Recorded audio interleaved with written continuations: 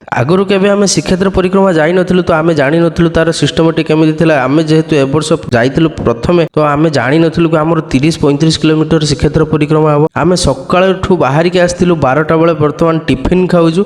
मिट्टी तार पशिकी जाइकी नहीं आसिलानी जहाँ भी किसी टिफिन होता फेणी मिठे और टंक तोराणी दिया होता। एत खरा भितर टंक तोराणी आम एत जे भिड़ आपने देखुए कि भिड़ केमी सनु नहीं आणिके तार टंक तोराणी पीलानी कि पपुलु आम छिड़ा होइतिलु कि आम टंक तोराणी से पर्यंत पाइनु। बहुत कष्ट पपुल जाइए भितर को आने और सी भी नहीं आसिलानी।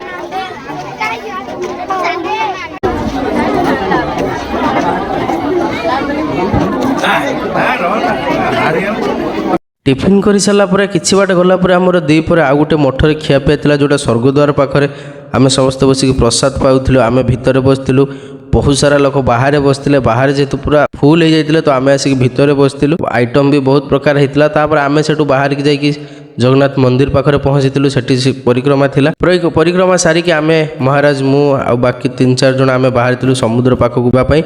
आम जेहेतु समुद्र पाखक गलु तो से आम टे भाविलु कि गाधुआ गुधी करवा कि मोर देह जमा भल नाला। महाराज मैंने सी कहले आम गाधेवा किंतु मु मना करी मु जमा गाधेबी तो से जिनस नहीं से जाते। आत सुंदर देखो ऊपर बेला के सुंदर देखो देखा एत सुंदर लगुच।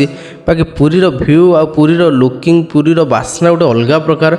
बीच देखो के सुंदर लगुच। अवश्य आज टी बीच फांका थाए सकाळु किंतु परिक्रमा बहुत भिड़ थिला। माधव प्रभु सुरेश प्रभु से जाकर गाधेले मु बाकी ठिया कैमरामैन कहीं मोर तो जमा गाधेवार नाला कहीं एत जे ठंडा थिला मते तो मुझे भाविली जे मुझे गाधेबी एठी मु फेरी पारिबिनी।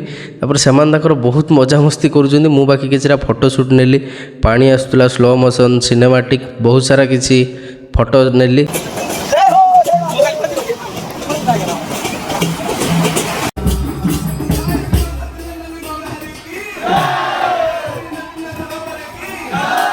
पूरी परिक्रमा